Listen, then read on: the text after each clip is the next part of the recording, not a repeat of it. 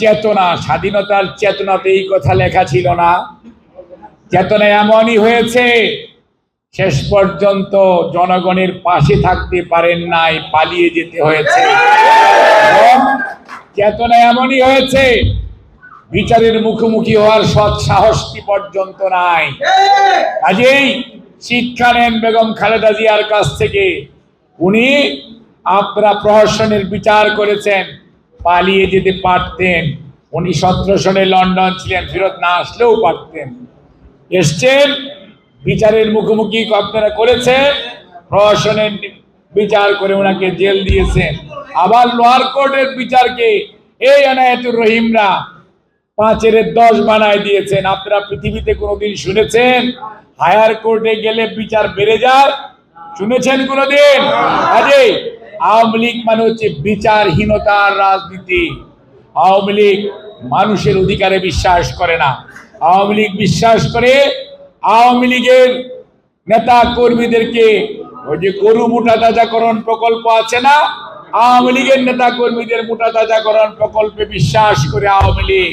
কাজেই মনে রাখবেন, আওয়ামী লীগ একটি পতিত স্বৈরাচার।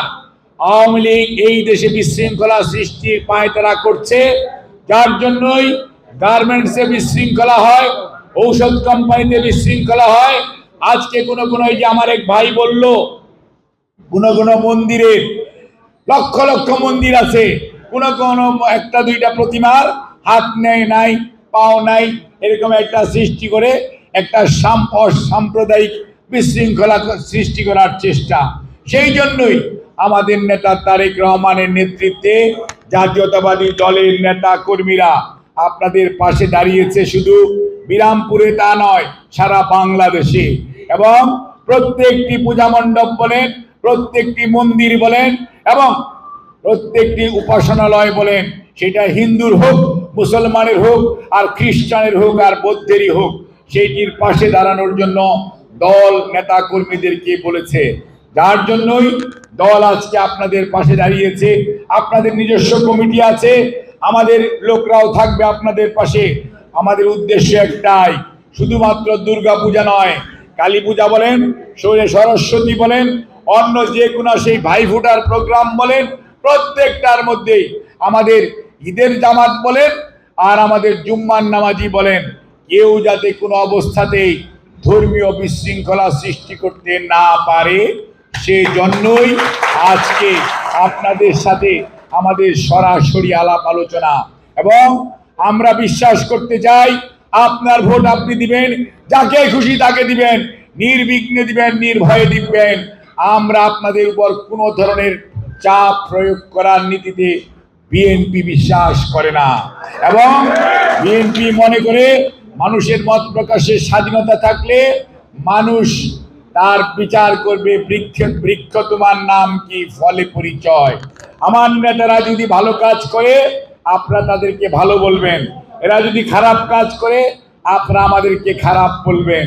কাজেই আমরা মনে করি আমাদের কার্যক্রম দিয়ে আপনাদের মন জয় করা হচ্ছে আমাদের দায়িত্ব এবং কর্তব্য একটা রাজনৈতিক নেতা কর্মী হিসাবে।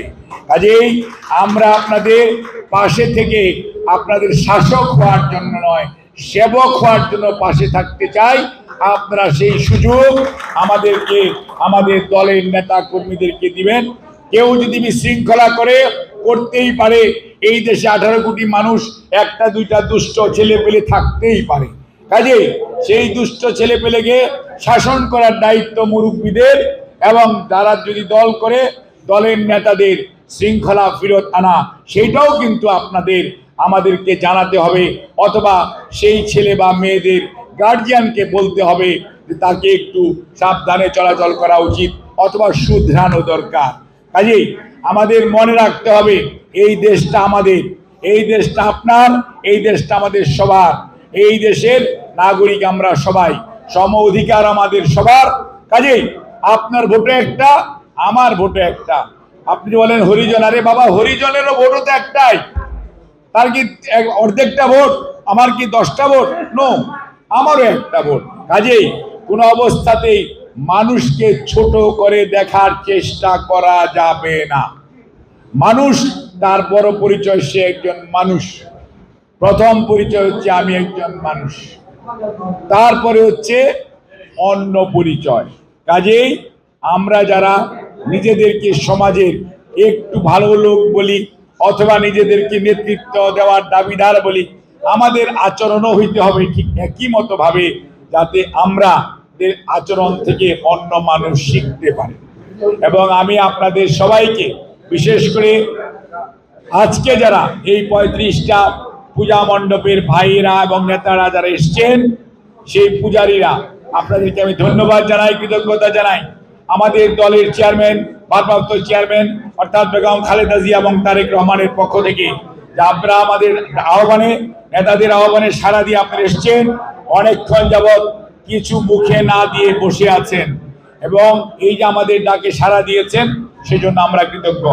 এবং সর্বোপরি আপনারা মনে রাখবেন, আপনাদের পাশে আমাদের দলের নেতা কর্মীরা যেরকম আছে, আইন শৃঙ্খলা রক্ষাকারী বাহিনী এবং সাধারণ প্রশাসন অর্থাৎ সিভিল প্রশাসন, ম্যাজিস্ট্রেসি সব সময় প্রচলিত আইন মোতাবেক আপনাদেরকে সার্বিক সাহায্য সহযোগিতা সব সময় অব্যাহত রাখবে।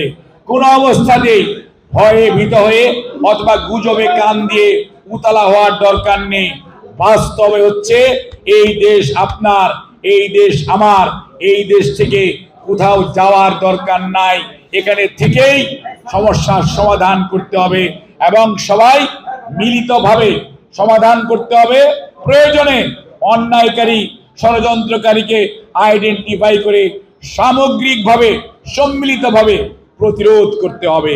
কোনো অবস্থাতেই অন্যায়ের কাছে মাথা নত করা যাবে না এবং তাহলেই আপনি পৃথিবীর মানচিত্রে একজন আত্মমর্যাদাশীল জাতি এবং নাগরিক হিসাবে দাঁড়াতে পারবেন।